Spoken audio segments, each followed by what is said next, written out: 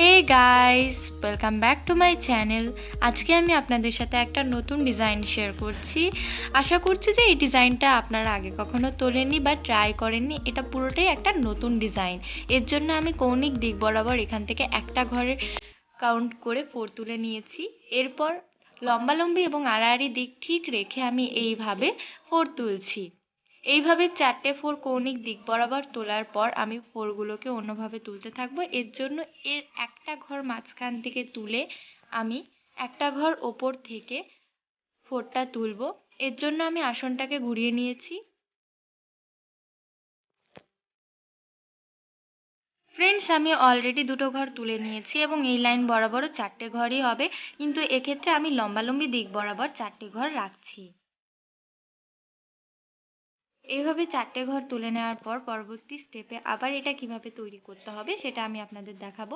এর জন্য এই সাইড থেকে আমি টোটাল 4টে ঘর কাউন্ট করে নেব। এক্ষেত্রে এখান থেকে আমি কাউন্ট করে নিচ্ছি। এটা আমার 4 নম্বর ঘর। এখন এর সাইডের থেকে আমি এই 4গুলো তোলা স্টার্ট করব। ফ্রেন্ডস, এক্ষেত্রে খেয়াল রাখবেন আপনি যেই 4টা তুলেছিলেন তার নিচে যেই ঘরটা গেছে সেখান থেকে আপনাদের 4 তুলতে হবে। তাহলে কি হবে, একটা 3D লুক ক্রিয়েট হবে, যে আপনার ডিজাইনটা কিছুটা একটু উঁচু উঁচু হয়ে থাকবে কর্নারগুলোতে এবং দেখতেও সুন্দর লাগবে। এখন আমি আবার এখান থেকে ঘুরিয়ে সেলাই করব এবং এখান থেকে আমি প্রথম 4টা তুলব এই লাইনের, এবং এইভাবেই আপনাদের তুলতে হবে প্রত্যেকটা অংশ। এটা খুবই ইজি একটা স্টিচ, আপনারা ট্রাই করতে পারেন ইজিলি। এবং এখানে আমি 4টে 4 এইভাবে তুলে নিচ্ছি।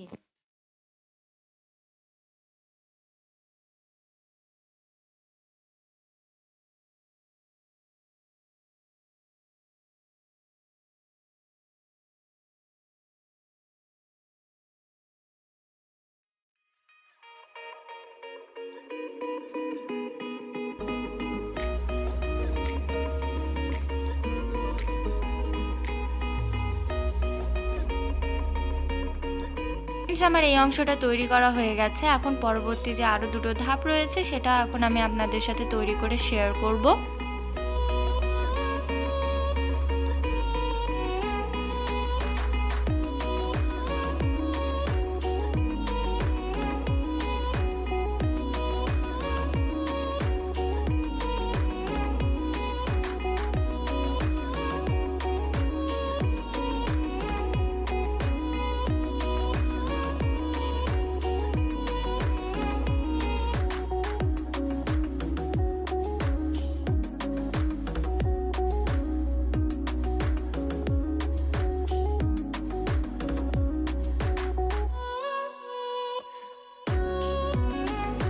ফ্রেন্ডস, এখন শুধু আমার একটা কর্নার বাকি আছে।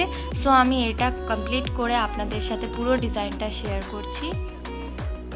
এটা পুরো কমপ্লিট লুক এবং এরপর আমি সাইড ভরাট করে নিয়েছি। সো ফ্রেন্ডস, ভিডিওটি যদি ভালো লেগে থাকে তো অবশ্যই লাইক করবেন, শেয়ার করবেন এবং চ্যানেলকে সাবস্ক্রাইব করতে ভুলবেন না। আজকের জন্য টাটা।